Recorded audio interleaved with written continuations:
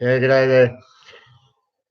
This poem's about when I was living up in Townsville, just off the coast, Red Rock Bay actually. Mum and Dad decided to do a surprise attack on me and come up from Victoria, right up to far north Queensland. And I was across the bay and that to get across the bay some way. And the only way to Red Rock Bay was across the water or by helicopter. And they decided to walk it. And this is how it goes. The Treacherousness Townsville track. Well, it was a Saturday morning at that. I was doing a spot of fishing by me sea shanty shack when news came across the bay that I had to head back. My oldies were up from Melbourne and had done a surprise attack. Well, I'd not seen them for 15 months or more. They got me in their four-wheel drive and took me on a tour. Not really dressed for hiking, done 10 miles, maybe more.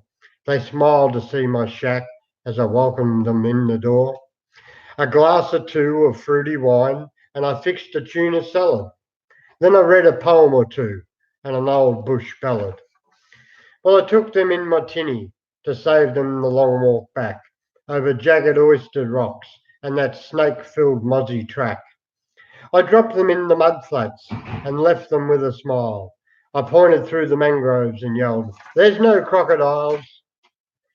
Hours in the mangroves, sinking knee deep in mud.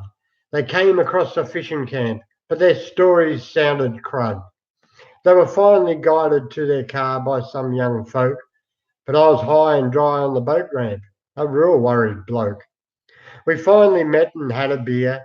It was good to grin and see some cheer. But the story doesn't end right here. See, Townsville's traffic Saturday really is not the best. One young bloke come close to death when he put me dad's patience to the test. Now there's a moral to this story, you southerners must be told. To travel north of Capricorn, you must be strong and bold. Perhaps a tour guide next time might help along the way. Some Erigard, boots and maps, they're all the go today. And if you have had a broader map, you would have not have walked that track because there's a new sealed roadway only 1 mile from my shack on the other side. Thank you.